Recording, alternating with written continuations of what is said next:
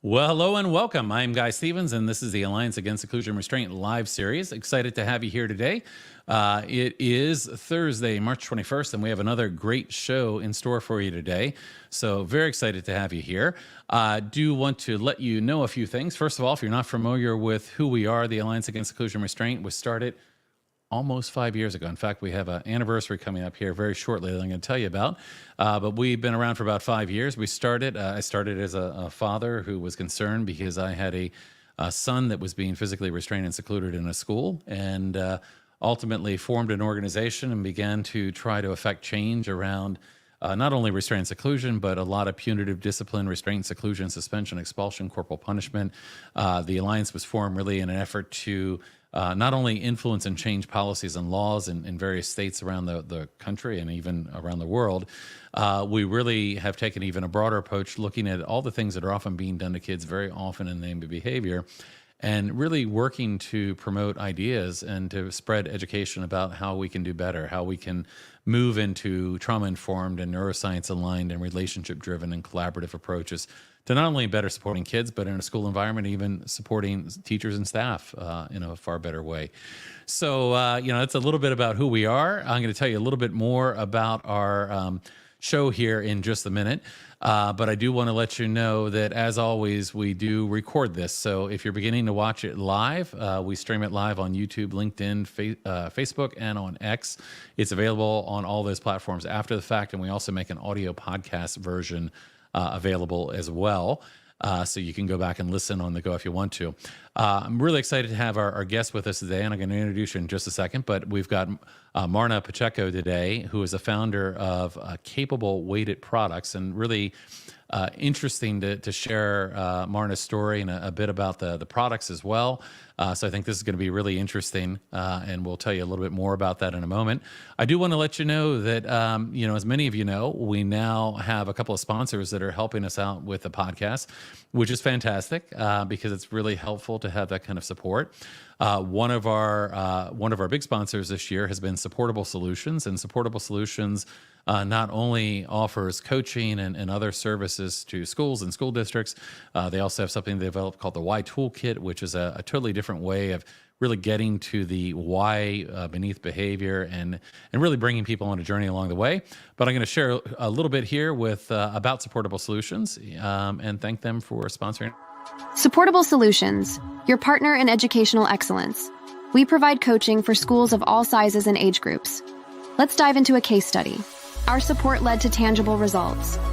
A middle school student's understanding of expectations soared from 34% to a whopping 70%. Through our coaching, teachers learned the power of student input.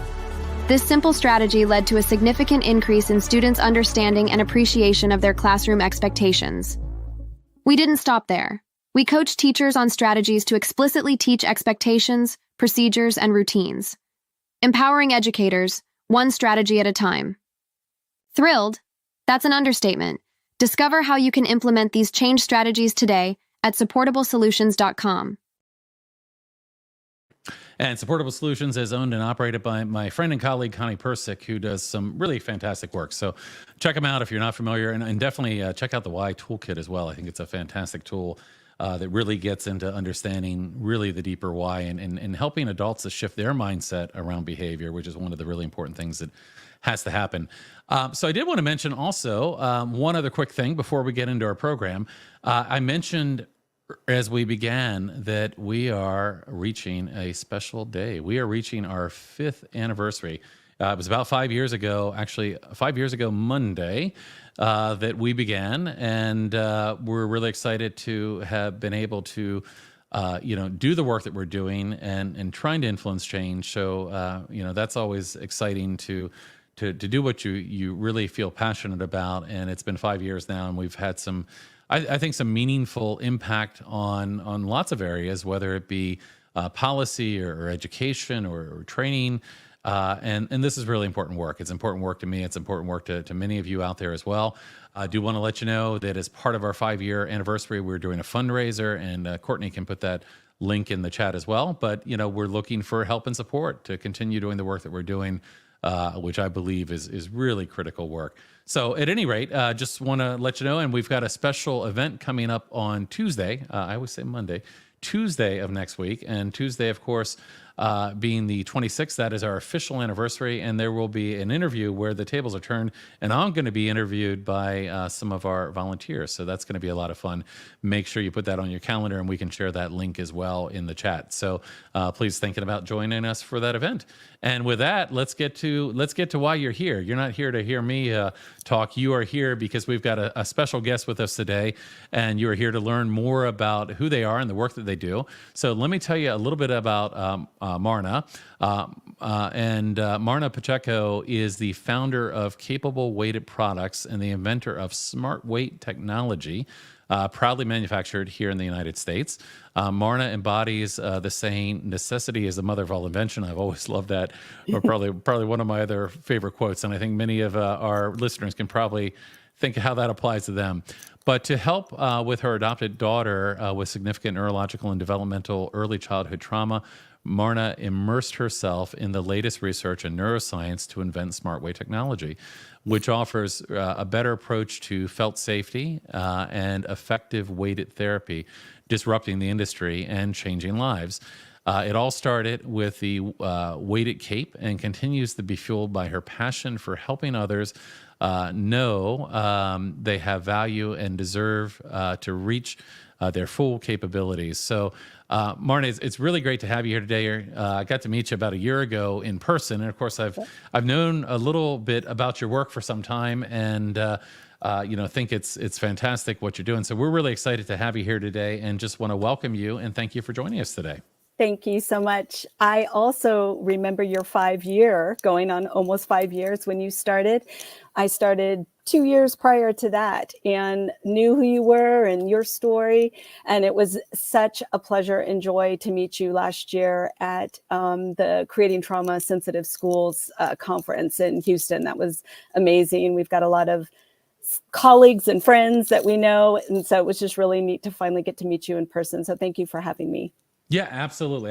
And we also have some similar backstory as well, kind of, as parents who have seen, problems and needs in the world, and have also taken journeys down the road of neuroscience and figuring out, one of my other favorite quotes, necessity is the mother of all, great.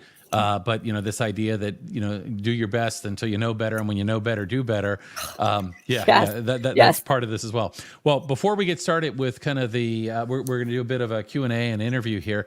Before we dive into that, I do want to invite those that are watching us live to in the chat. Let us know who you are and where you're from. It's always great to see that we've got a lot of people that join us. Gosh, I mean, almost on a regular basis. So it's always great to see the familiar names of folks that are joining us. And we also tend to get a lot of people from all across the world that join in, even when it happens to be very odd times. You don't think about time zones until you think about it, and then you're like, oh gosh, it's like tomorrow morning in Australia and New Zealand. Right. And it's not unusual that we'll have somebody pop in that's watching bright and early on the other side of the world. So you're watching live, tell us who you are and where you're from on the chat, and I'll share some of those as folks begin to chime in.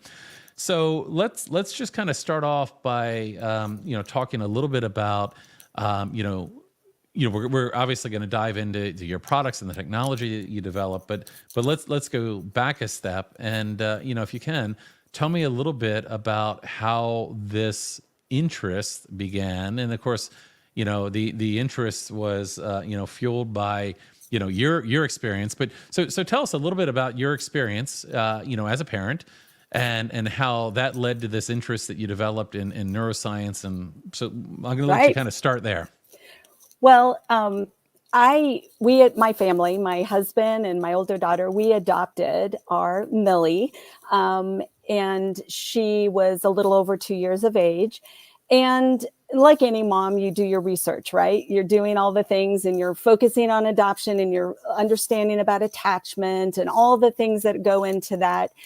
And, but at that time, there wasn't maybe a ton of information that was forefront like it is now today. There was the private Yahoo groups, and that's actually how Julie Beam and I ended up meeting, was in a Yahoo group many, many, many years ago.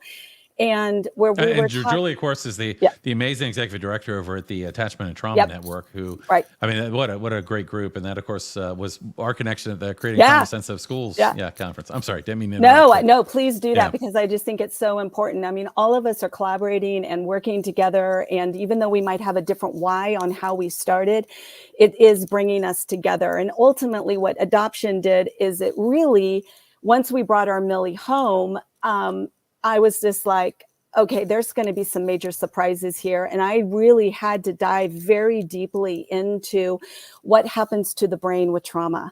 What's going on? What is the neuroscience of this? What's the understanding of lack of attachment and different attachment styles?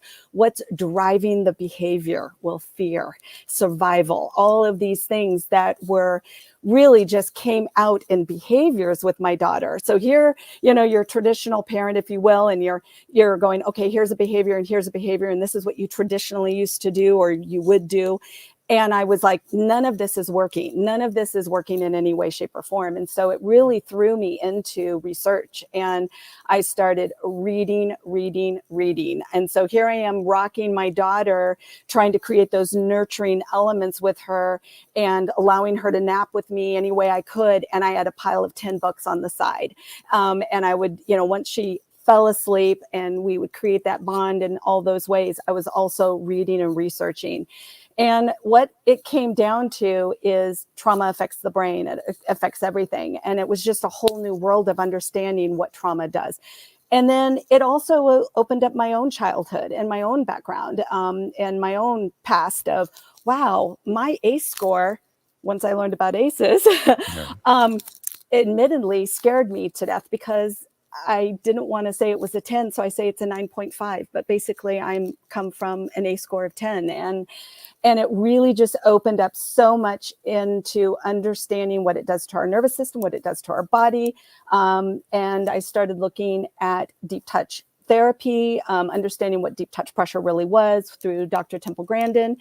And then, of course, the wonderful Dr. Stephen Porges with polyvagal theory, understanding what felt safety was and everything else related to that.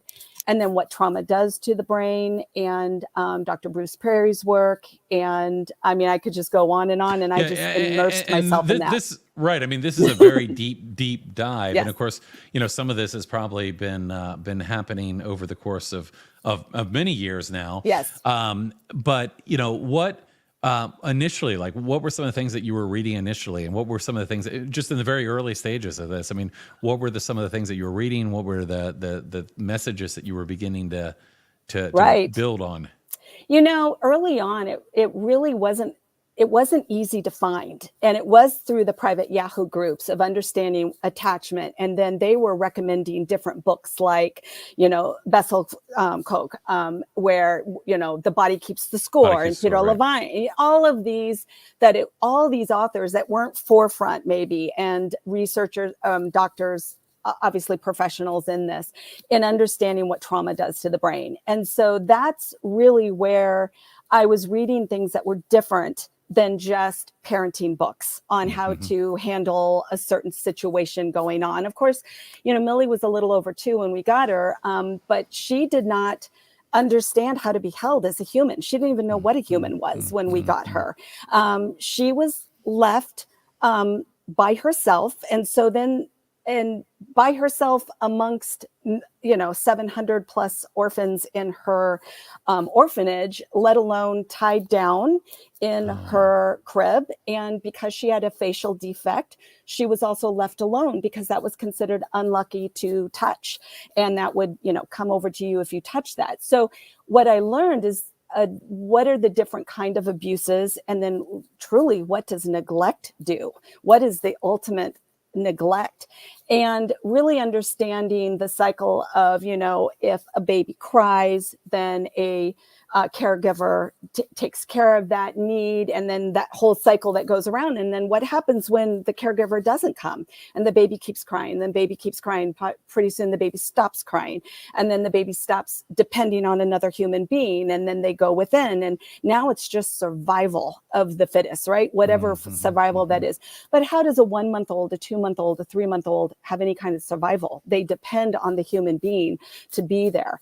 And so really it was one step after another of learning what happens with peer neglect. I'm often, when I'm presenting, I will say, especially to college age students, if you will, I'll say, what would you say is the worst kind of abuse? Physical abuse, sexual abuse, verbal abuse, emotional abuse, or neglect. And very rarely do people say neglect. All abuses are horrible. They're all horrible. Right, It's all, but when you don't have that interaction, you don't have that connection or attachment with another human being, it changes everything. Now, it doesn't mean that we can't have the neuroplasticity of our brain and that we can change things.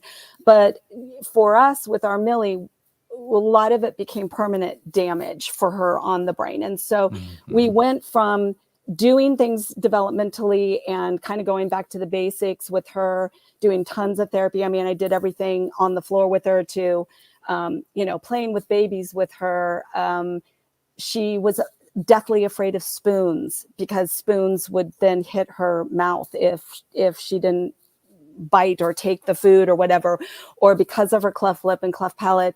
You imagine, here is a baby constrained, and they're in the back and they're propping the bottle up, and they cut the nipple off so that the milk goes in faster to that orphanage so they can quickly, eat the formula, drink the formula. And if you move your face, all that milk is just going and it's just pouring into your mouth. And so you can just imagine so many different daily, minute by minute abuses and neglect and things that happened to her, that when we brought her home, and of course I did not experience that.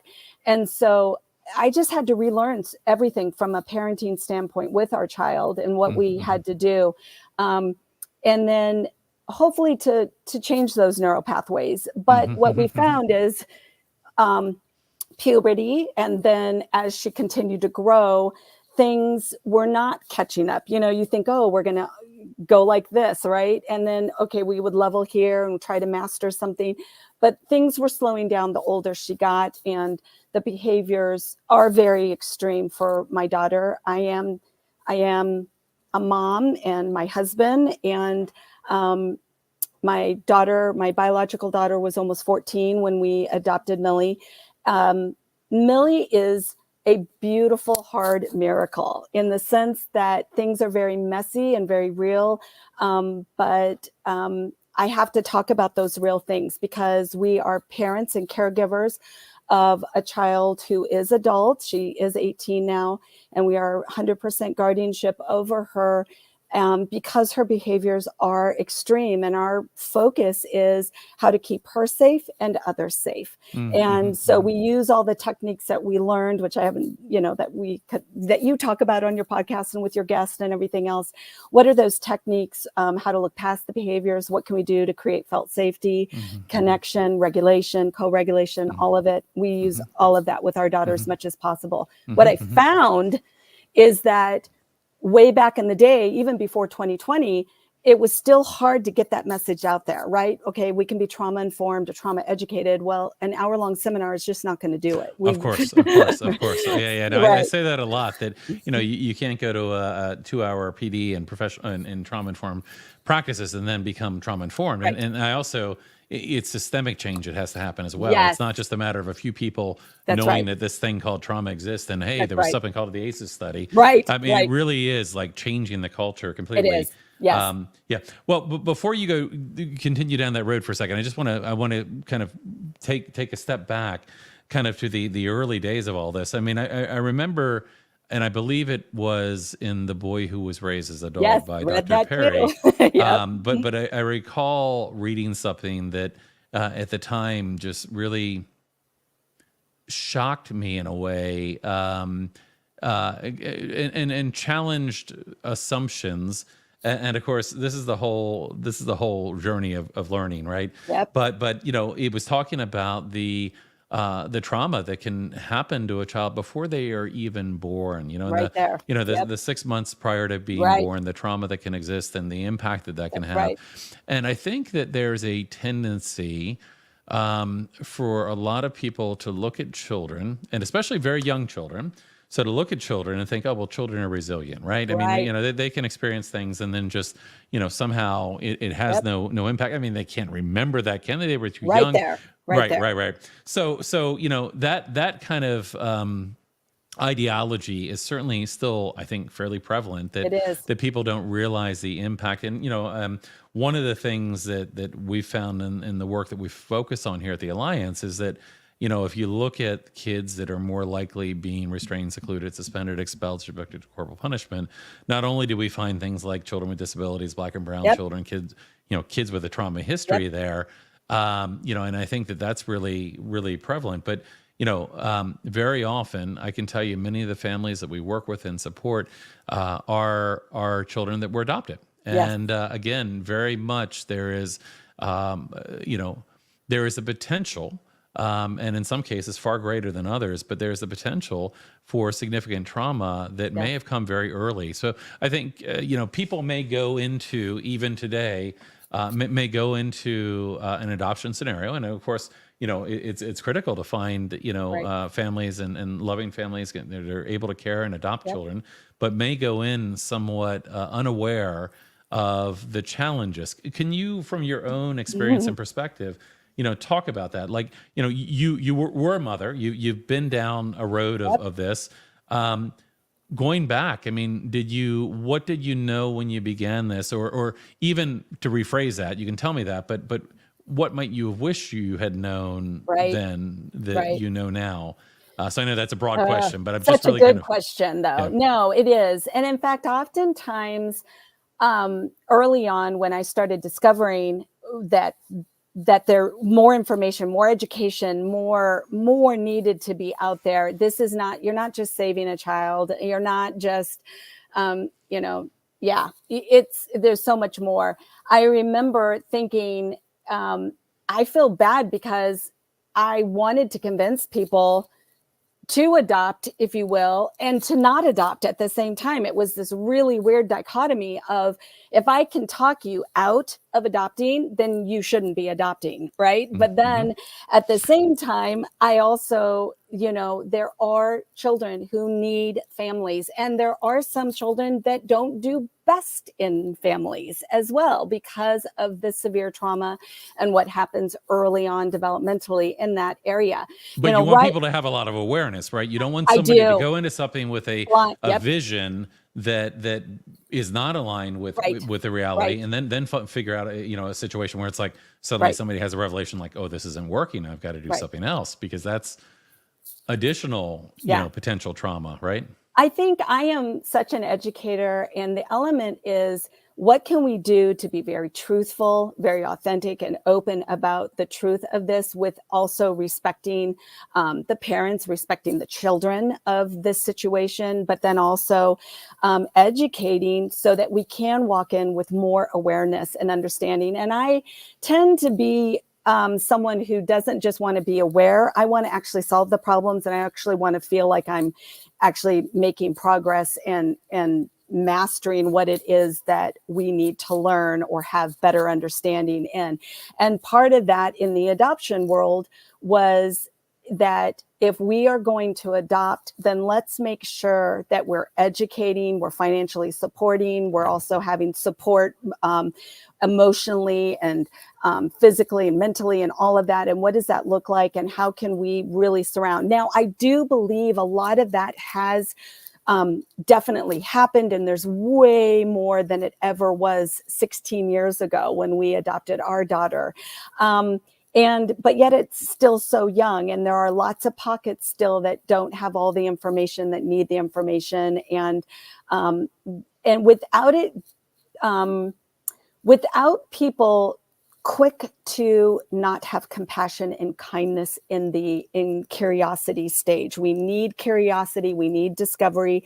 And when someone is doing that, they're going to ask the wrong questions. Heck, I'm going to say something wrong on this podcast, I'm sure. I'm going to say something. What can we do to foster curiosity and discovery and understanding of children from trauma and what happens with children from trauma, whether they're adopted or, like myself, I was not a child from adoption, but I have a lot of trauma in my background. So, what can we do? And then what can we do to educate the schools? What can we do to educate, religious organizations? What can we do to organizations at all? I mean, it's all across every Right. Because venue. unfortunately, people that have experienced a lot of trauma often find themselves on the other side of systemic trauma, Right. as a result of not being appropriately supported, not having people that Right. understand the impact of trauma, and Right. are just looking surface deep at behaviors and not really Right. understanding. Yeah. So stopping that.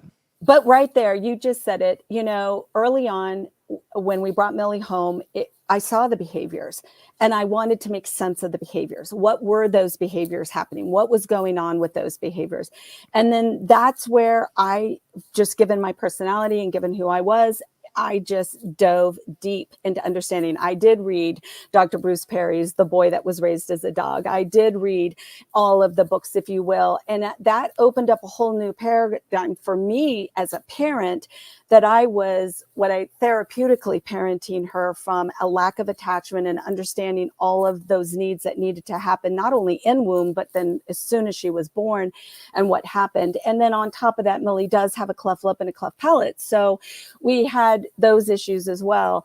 So medical issues, but, that research, it affected me because it helped bring awareness to my own background and for some healing, obviously, to go forward, but it was also helping me with her. I think then it became the focus of, how do I get this word out to everyone else? Like, how do we bring this awareness? And then how do we go past just awareness? What can we do to change the systems?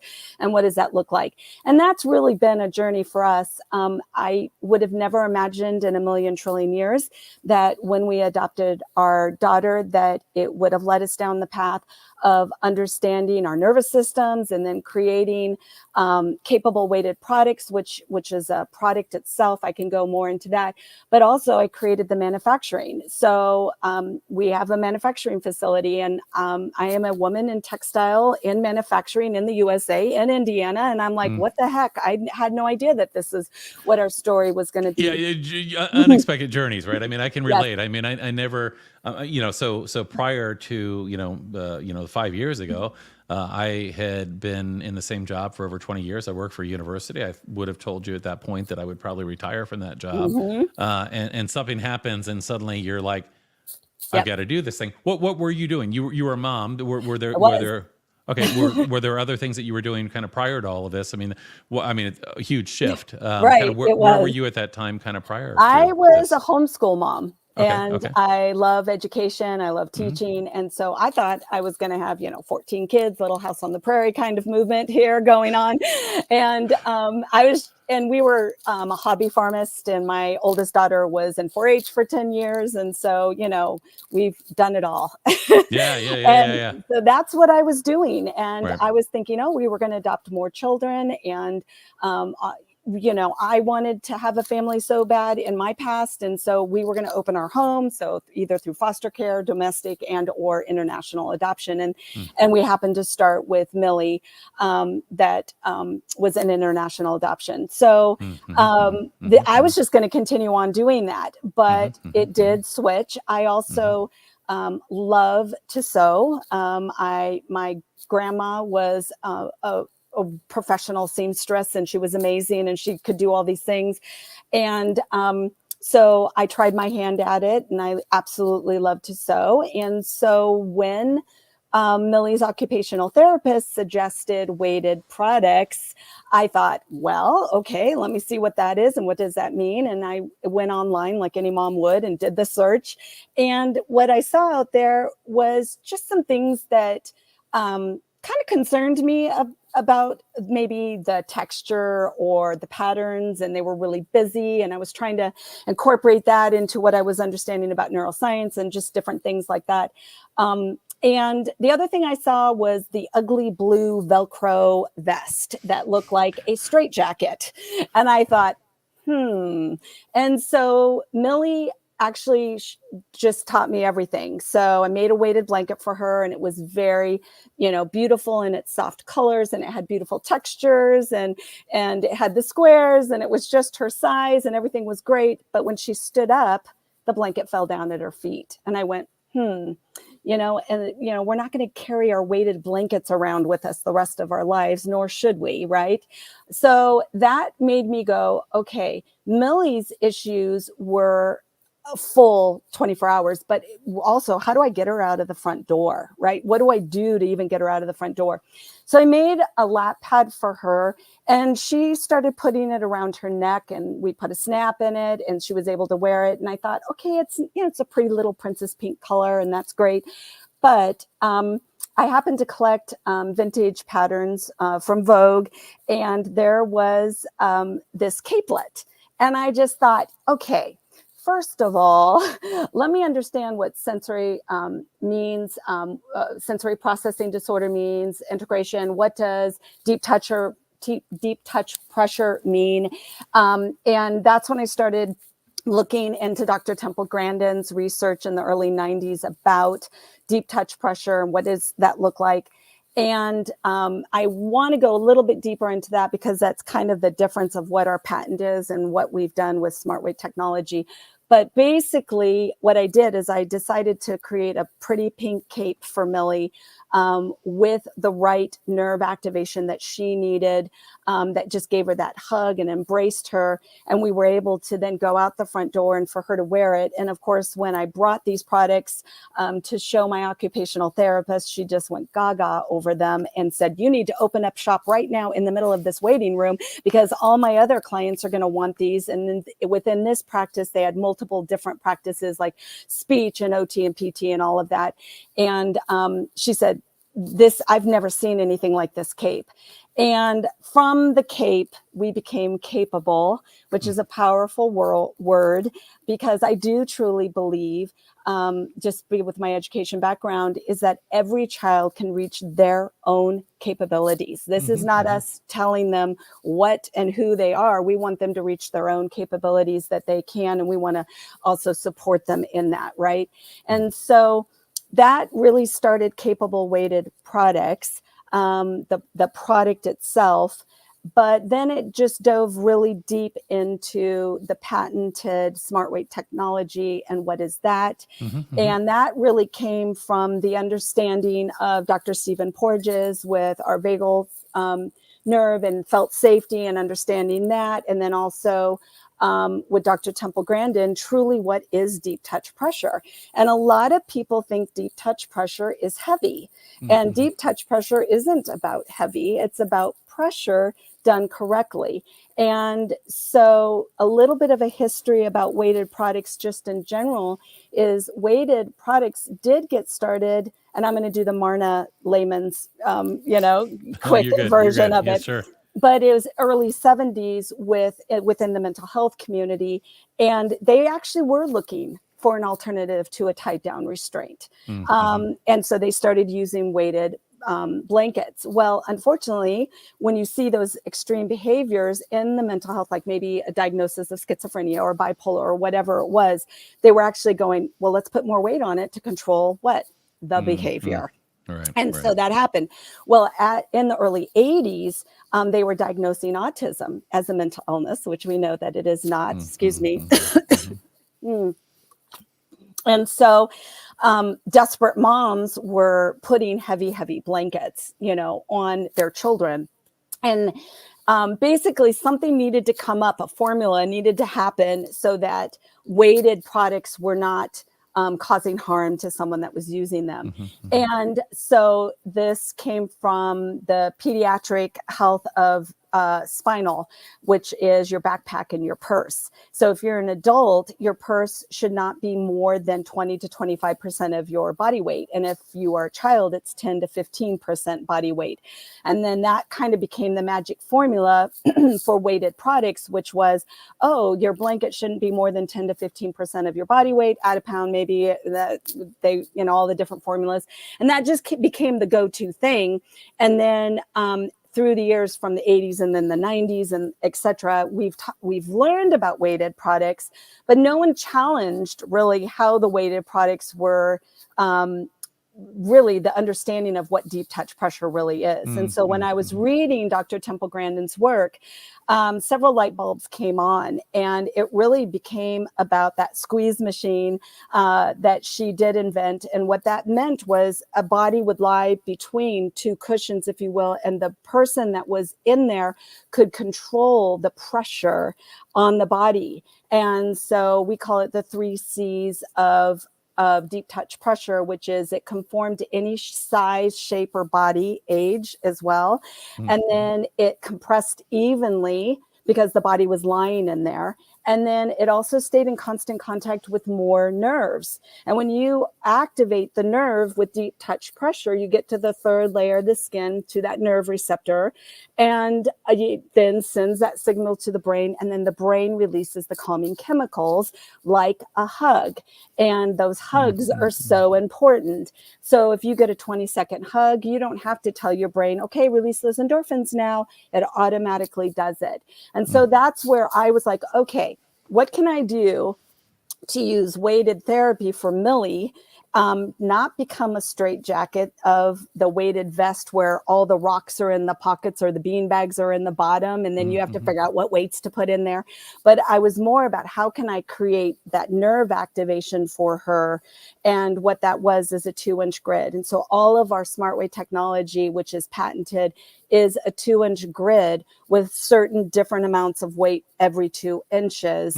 And it allows for the 3 C's of deep touch pressure to act more just efficient. It's kind of like concentrated dish soap. 2 drops is equal to, a fourth of a cup. And the reality of this is that we could use less weight more effectively. And here's the biggest thing.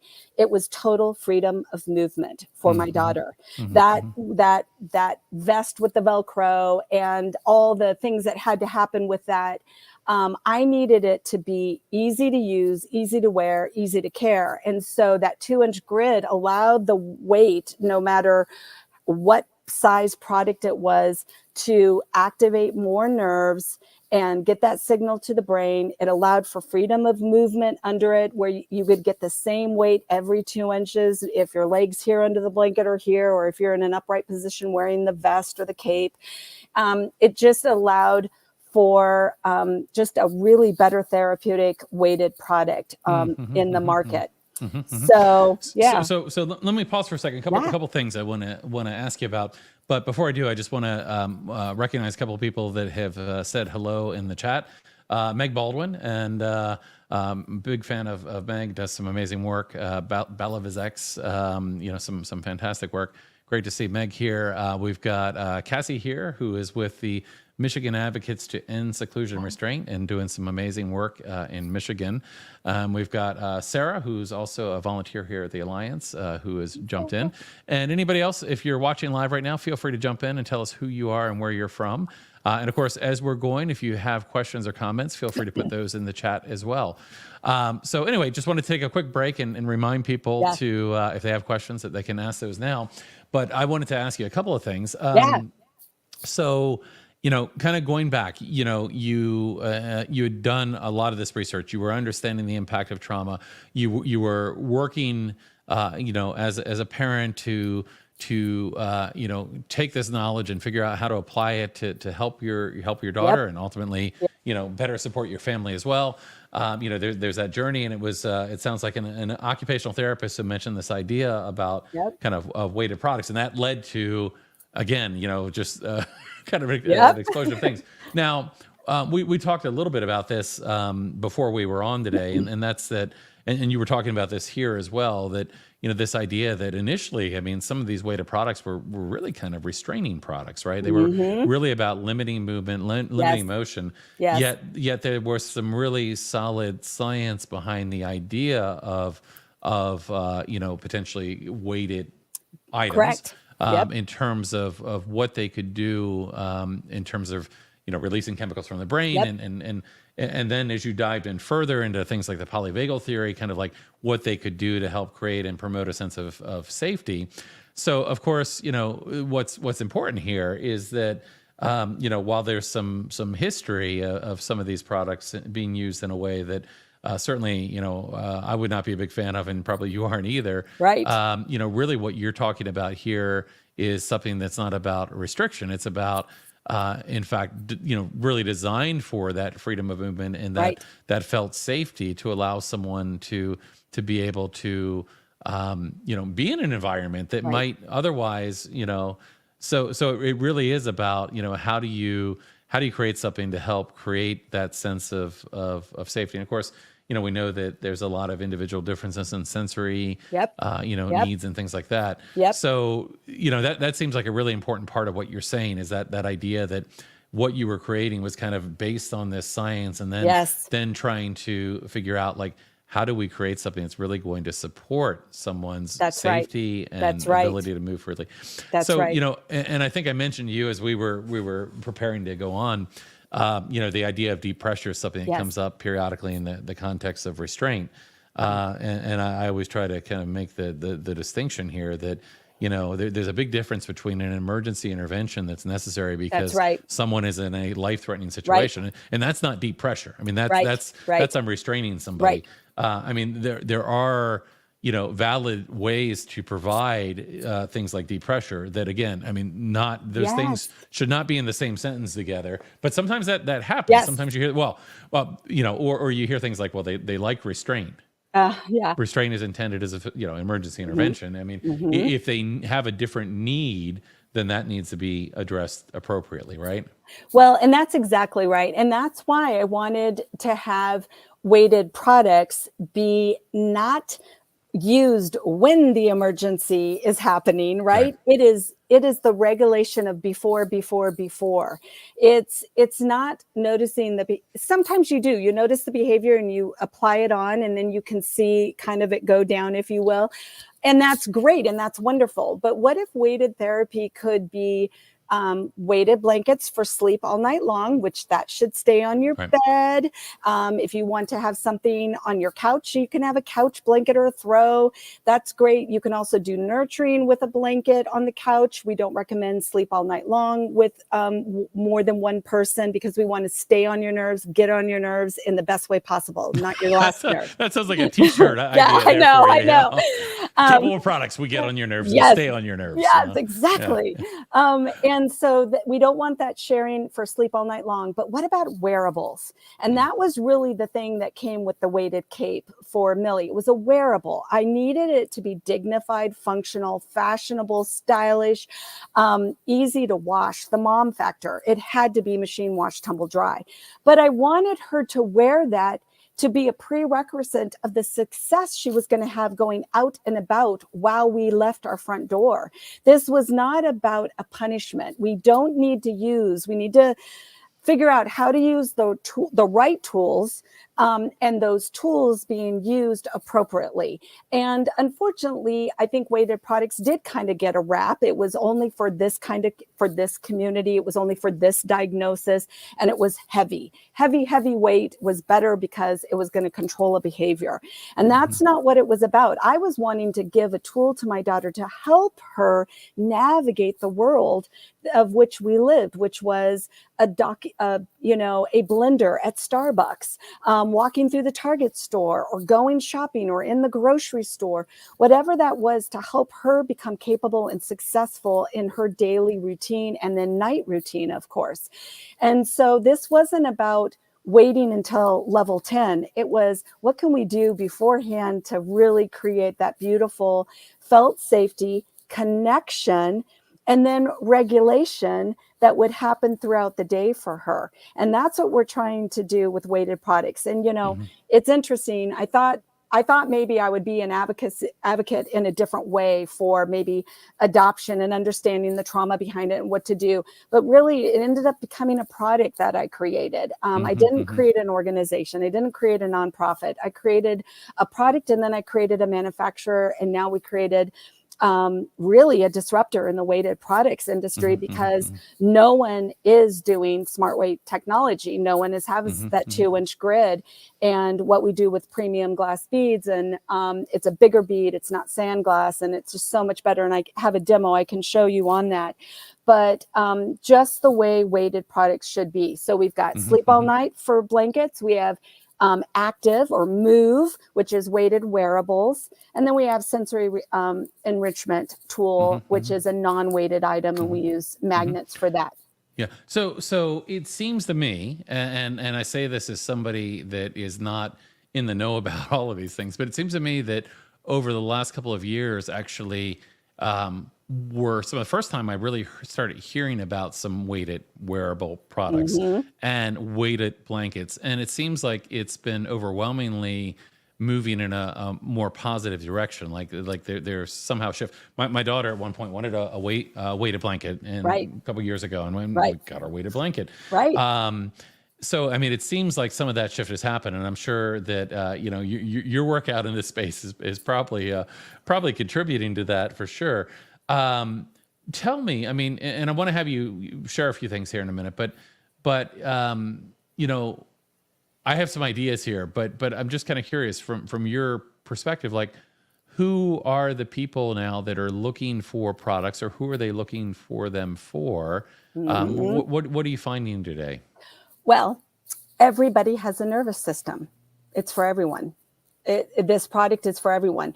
The problem is, what we're finding is that people have that old formula, the old thought process of heavy weight, and they don't know about CapeAble, and they don't know about our 2-inch grid. They don't know about the smart weight technology.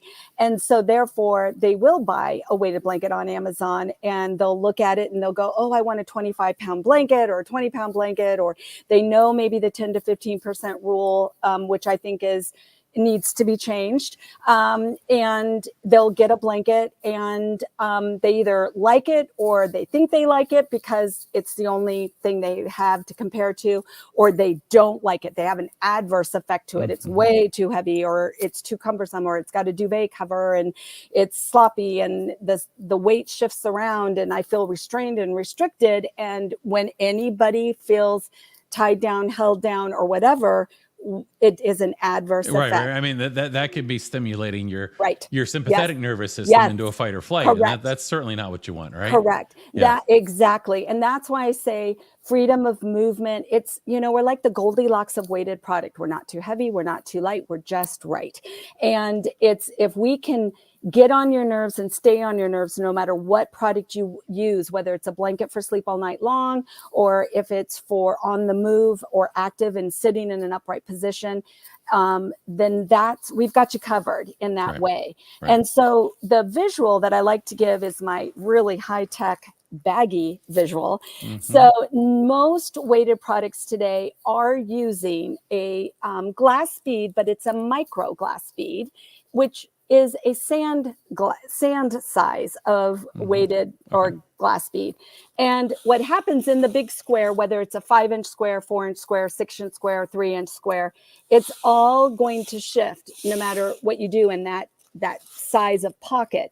And none of us are flat Stanleys. We're all a little round and curvy, even when we lay down. Than I'd like, but I know, me too. And so I will my arm, here it is. And so you put this on, and what's happening? All the sand glass is shifting to the side. There's no nerve activation here. And it is giving you compression, which compression can feel like deep touch pressure as well.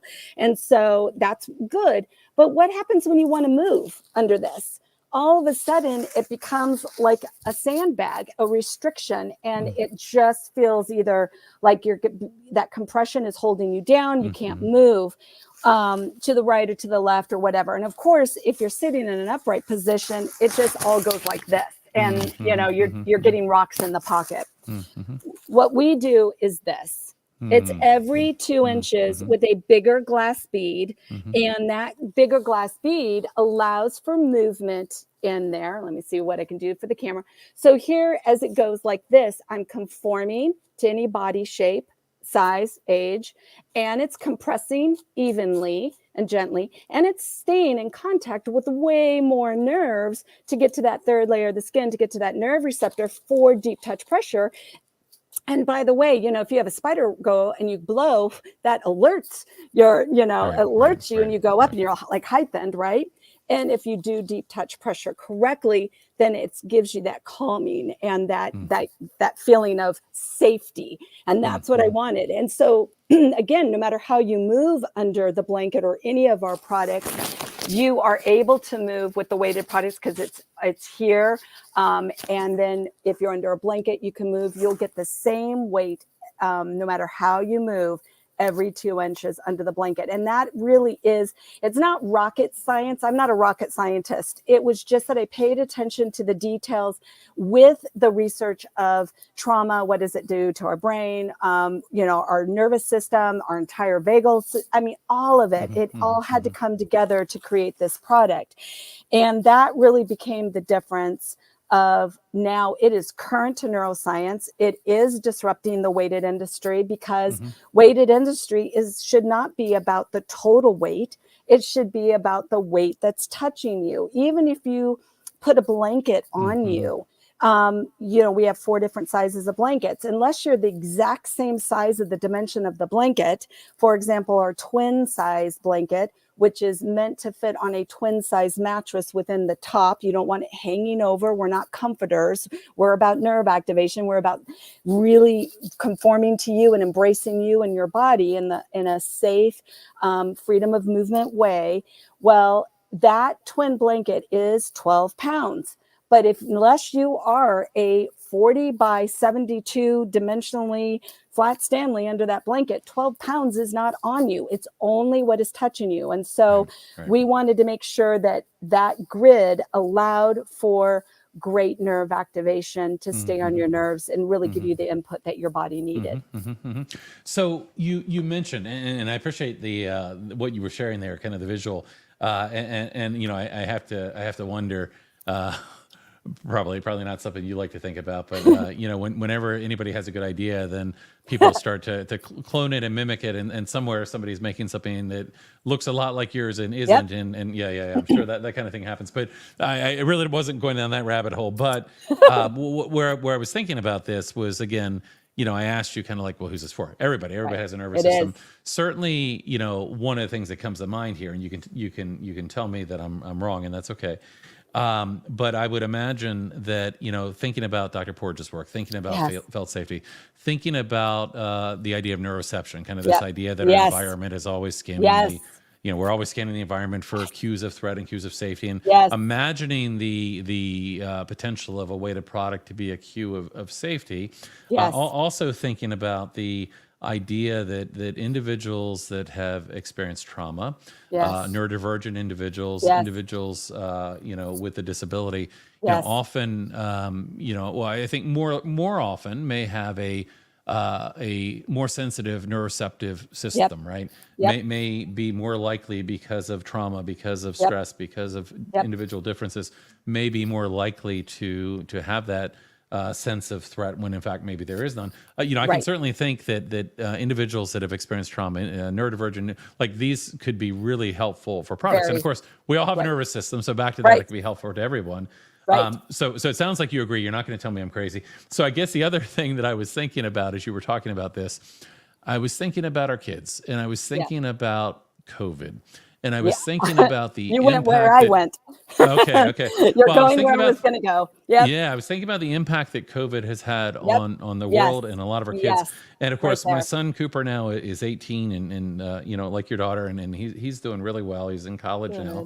Good. Oh, Lots of great stuff happening. But I awesome. have a daughter also who is 14, who in my mind was at a very critical time when COVID happened, That's right. kind of a middle school. And I think about my daughter, who's an amazing kid, but Yes.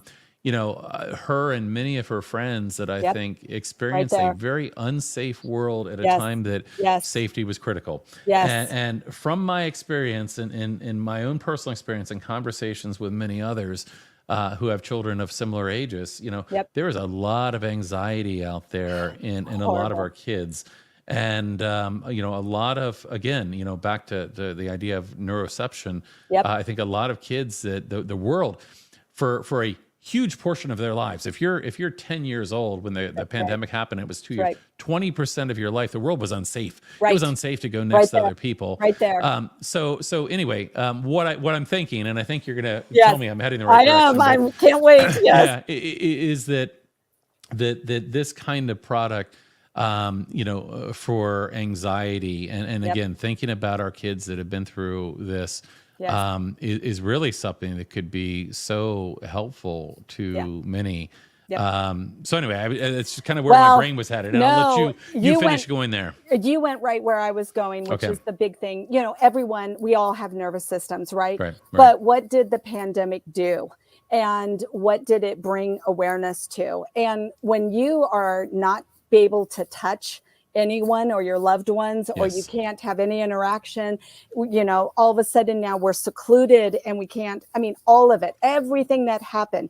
The only good thing that happened with COVID, and I hate saying even a good thing in that same sentence with the word COVID, is it brought the awareness of our mental health and what does this look like and how important connection and felt safety and regulation is. And that really just is so important. And so, when you've got families who come to you and say, you told me this wasn't a miracle, but it sure does feel like it to our family.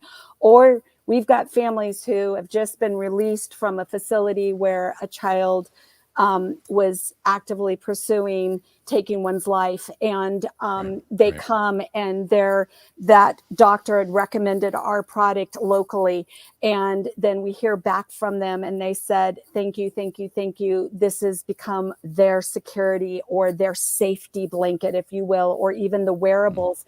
Our vest can be put under hoodies, and so it doesn't have to be seen if you don't want it to, but yet it just eases that anxiety and the stress, and it just gives them a sense of felt safety. And it's so important that our nervous systems feel safe, because we are scanning the environment all the time.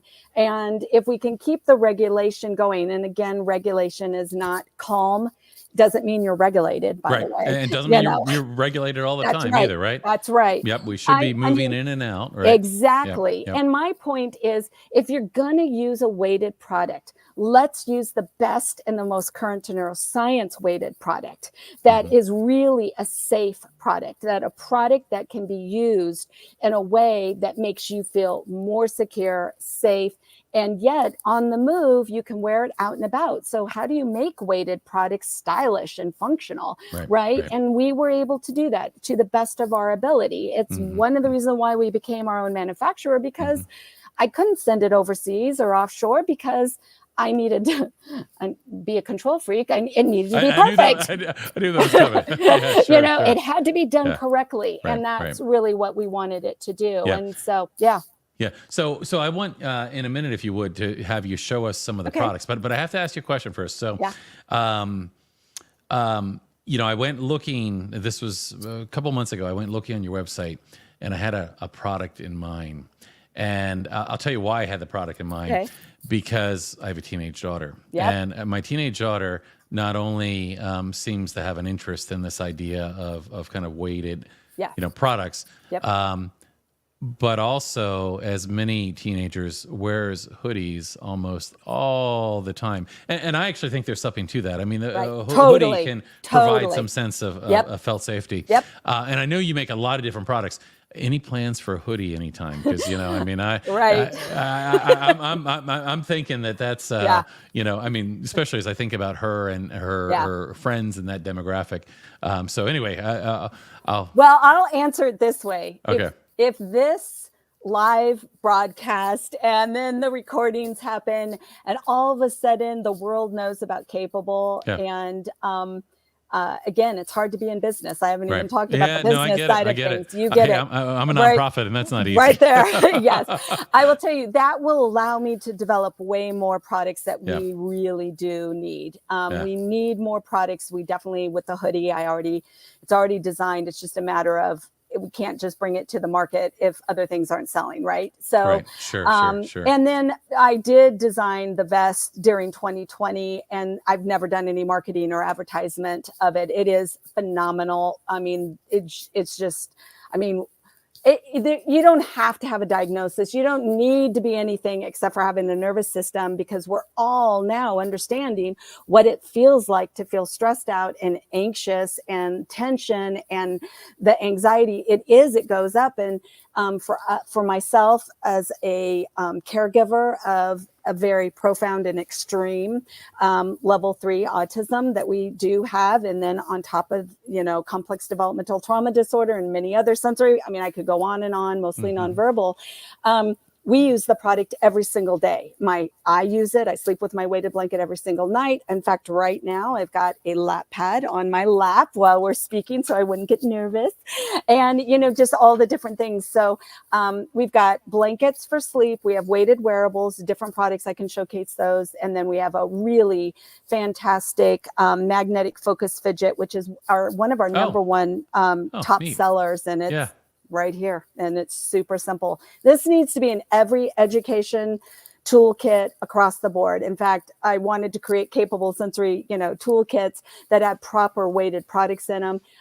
But the classrooms that they are in and what they're doing with it and how they're using it, it's for every person, college students, adults. I mean, in the workforce, you name it. This is just a really awesome product, and it's our number one one of our number one sellers. I need one. You That do. looks really cool. Yeah. So let me have you show some different products, and I will say, when you get that hoodie, let me know. Yeah, I mean, I will. Well, it's funny. My daughter, like I said, she loves hoodies.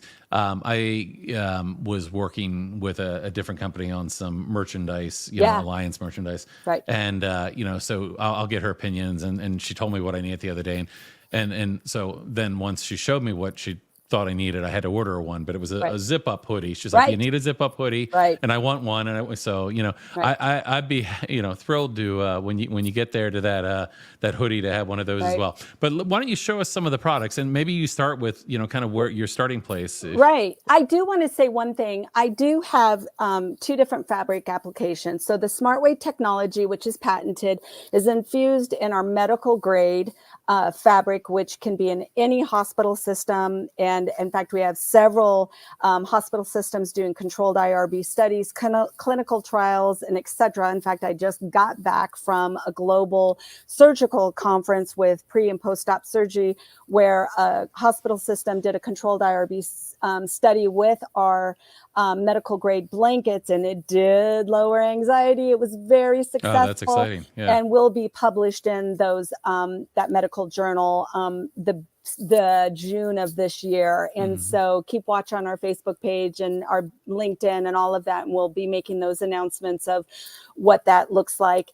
But that's really important because my daughter does have medical issues. And so I wanted to have this weighted therapy to go into the hospital systems, but also be personal use as well. And within the hospital systems, it's no machine wash, tumble dry. You use all hospital, all the cleaners, all the harsh stuff, whatever. And it can go from patient to patient to patient to patient, which is really good. I also created a dental blanket for the dental market because my daughter does have a cleft lip and cleft palate, and dental offices and chairs are very scary places, and it's a real thing, right? I mean, I had a kid with a lot of dental anxiety. Yes, very much so. And then the personal side of things, it's all machine wash, tumble dry, one-piece construction, even that fidget that I just showed you. It all, throw it in the washer, throw it in the dryer, and use it. And so it's easy to use, easy to wear, easy to care is kind of what we say. But so to the products, if we have sleep for blankets all night long, we have 4 different sizes. We have a lap blanket. Can I interrupt you for 1 second? Yes. Because as we get into the products, I just realized realized there were a couple of comments here I wanted to share, Oh, good. and then Okay. just remind people so they can think about questions that they might have. But let me just share a Perfect. couple of comments, and then we'll get to this. Cassie said, "I really appreciate you commenting on making sure weighted products are not being used in ways that cause harm. We've had reports of schools using weighted blankets to restrain kids. Absolutely." Yes. And she went on to say, "Total freedom of movement, so important for adults to hear." Yes. Fantastic. A couple other things here. Sydney sounds like has personal Thank experience. Sydney's in Canada. Awesome products. So yeah, good to hear that. Cassie said, yes, this knowledge that trauma is stored in the body and is healed with the body. We can't think or talk our way out of trauma. We need to let our bodies experience feelings of safety. Yes. Nicely said, Cassie. Yep, Thank yep. you for sharing that. So I will just say real quick, if you are watching live and you have a question or a comment, feel free to put that in the chat. We're gonna look at some of the products here, but in the next few minutes, if you have a question or a comment, feel free to put that in the chat, and I will let you take it away and kind of show us some of the different things. So it's a little hard with my here, so I don't know what we can do here, but I will start back up with the fidget. I'm showing a different color here. It is just like this. It's like this. This has some bumpies on the back because we think of all the time the tactile input that we get with our fingers, whether it's a soft sculpted plush or smooth, wonderful, or bumps, whatever that is. And then we also focus on the pop of color, which is a happy, you can choose your favorite color. So we do offer more than just gray and blasé, we do try to make it fun. And this is just a wonderful magnetic element that can be folded and it can be manipulated. It's great for hand therapy. Also, we have our medical grade with this. And so a lot of peds and a lot of geriatrics use it as well. It can also go around the wrist. I mean, it's just a really wonderful product. It also adheres to our weighted cape and our weighted vest. We use magnets as our magnetic closures because it's just easier for all abilities to be able to put it on. It makes it reversible.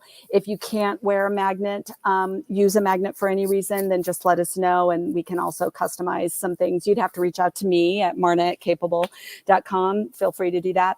But this is our magnetic focus fidget. It is one of our most popular items. The Regulated Classroom with Emily Daniels, they put this in their kits. That's and great. So these have been going out. And the other thing that she does put in her kit as well is the fashion scarf. Yeah, and I was just going to say, I have the webpage up behind. In fact, maybe I'll share that real quick. But on the webpage, and here, let me stop sharing and share another screen here. On the webpage, I see that you've got all sorts of different, colors available as well. And let me actually pull that up if I can. Here it is. And I've got, if all went well, that's on the screen now. That's it. And actually, I thought this Mystic Purple and the Forest Friends were really cool. Aren't they cute? Yeah, there's a Forest Friends as well. So you've got those in a couple of different, looks as well, which is really cool. What I have here is called the fashion scarf. We have 3 different scarves. We have a cool weight, 100% cotton waffle weave. You can store in your freezer for a cold compress around the neck. There's my daughter Millie. There I am, and we friends and models. They work beautifully cheap.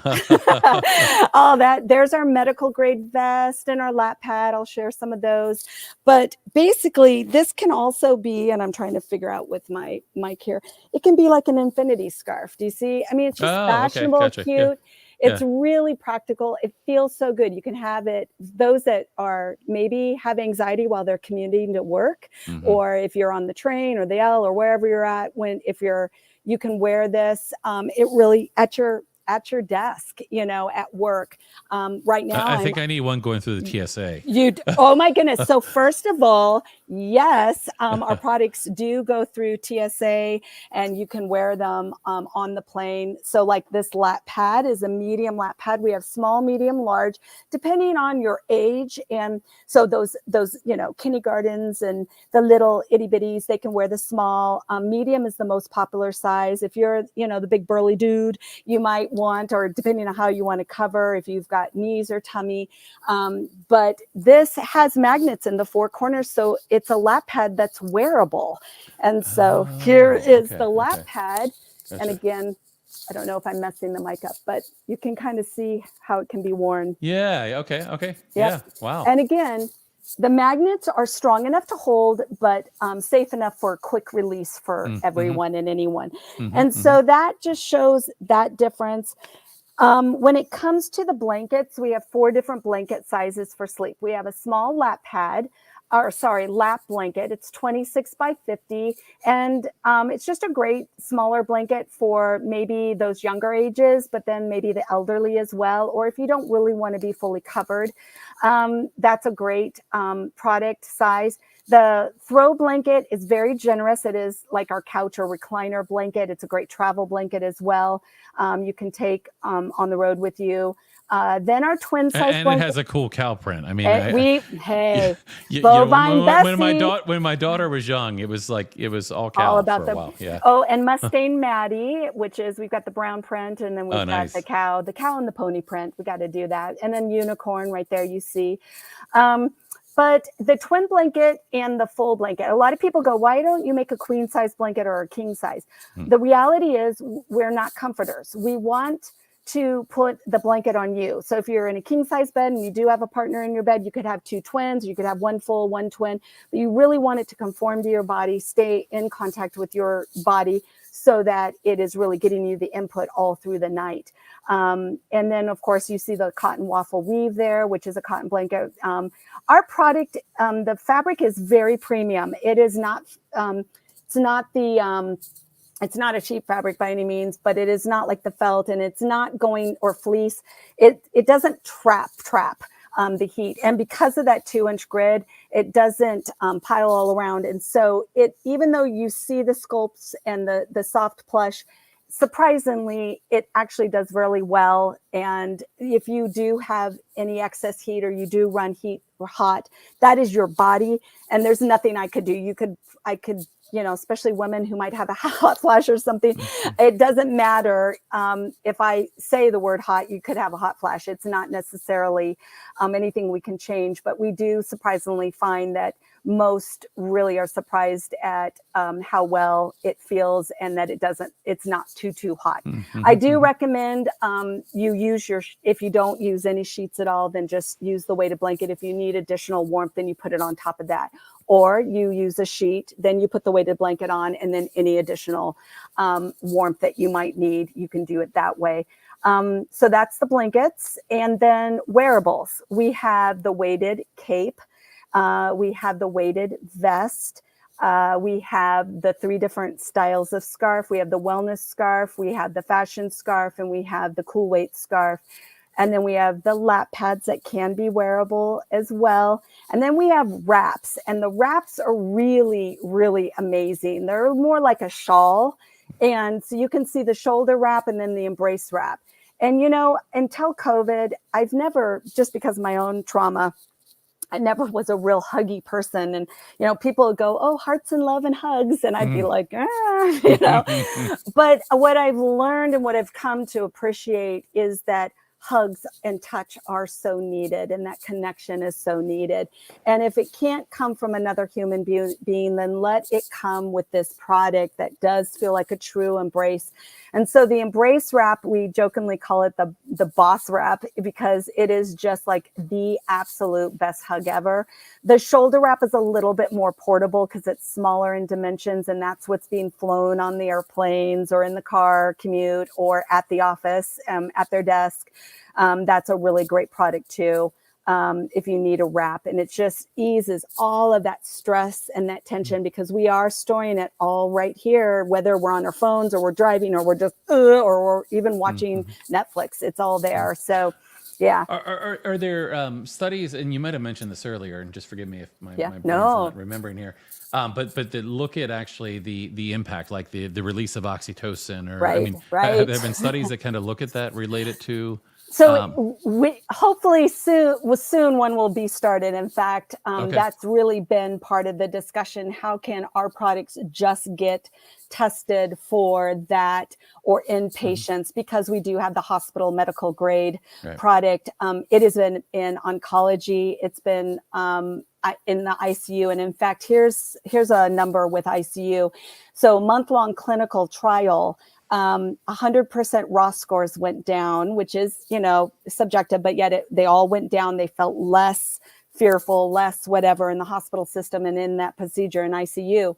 Then 62% less, I believe it was the PRN. So the drug, which is, why we have the opiate crisis that we have, lowering anxiety, lowering the aggression.